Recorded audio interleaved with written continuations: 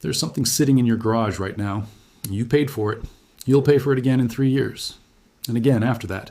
It's your battery. And someone designed it to die on purpose.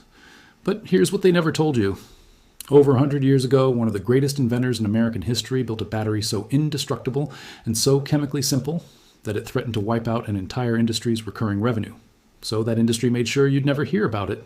Until now. If you believe real knowledge gets buried to protect corporate profits, hit subscribe right now. This channel exists to recover exactly that. Like the video too. Now let's get into it. The year is 1901. Thomas Edison is furious. He's been pouring money into electric vehicles, driving one himself, watching his wife drive one around their estate.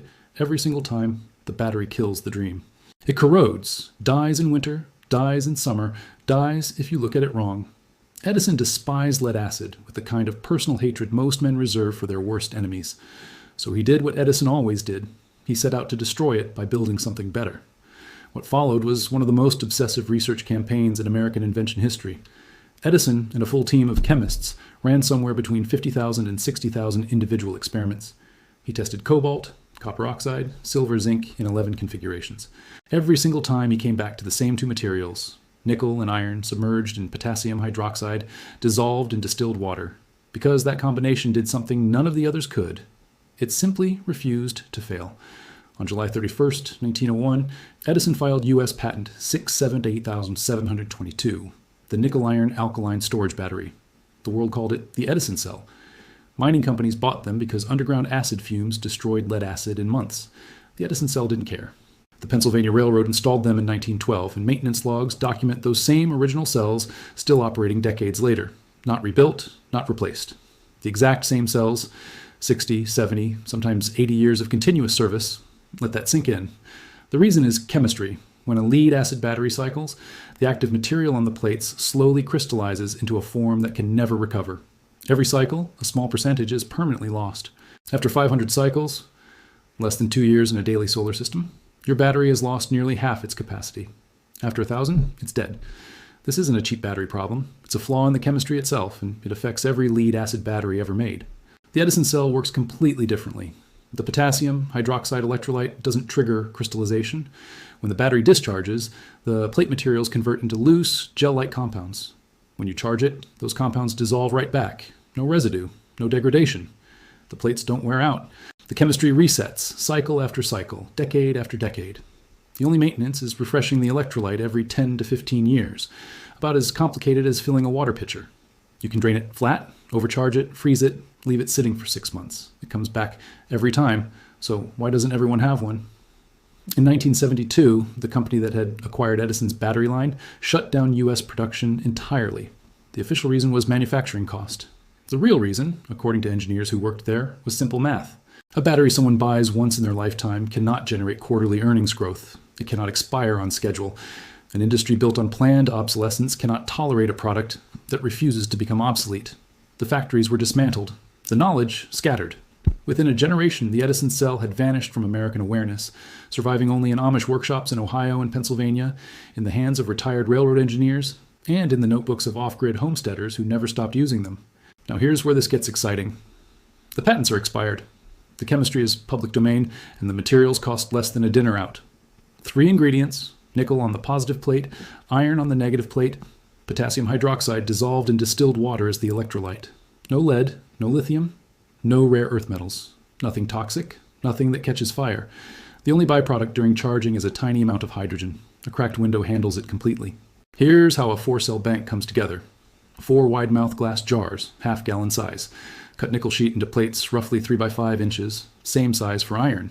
3 of each per jar, alternated and separated by fiberglass mesh or plastic window screen to keep them from touching.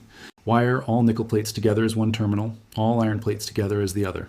That's your cell. The electrolyte is 210 grams of potassium hydroxide per liter of distilled water. Use gloves and eye protection. It's caustic and mixing generates real heat. Do it outdoors in glass or stainless steel, never aluminum. Cool it completely before pouring into your jars. Now here's the one detail almost every modern reproduction gets wrong. And it's the detail that separates a battery lasting 5 years from one lasting 50. Edison discovered that adding lithium hydroxide to the electrolyte, about 50 grams per liter, dramatically slows iron plate degradation over decades. Without it, the iron breaks down and the battery fails early. With it, the iron plate is nearly indefinitely stable. This was in Edison's original lab notebooks, but it got left out of every popular write-up after the 1950s, which is exactly why most homemade reproductions underperform. Now you have the real formula. Add the lithium hydroxide when you mix. That one step is the difference. Pour the cooled electrolyte into your jars, submerging the plates with about an inch of liquid above them. Cap loosely so gas can escape during charging. Wire the 4 jars in series and your bank delivers around 5 volts. Charge from any low voltage DC source, a solar panel, a car charger through a resistor, a hand crank. Go slow on the very first charge. 48 hours at low current properly forms the plates and maximizes long-term capacity. After that, charge it as hard as you want. You cannot ruin these cells by charging wrong or discharging too deep. That's the entire point.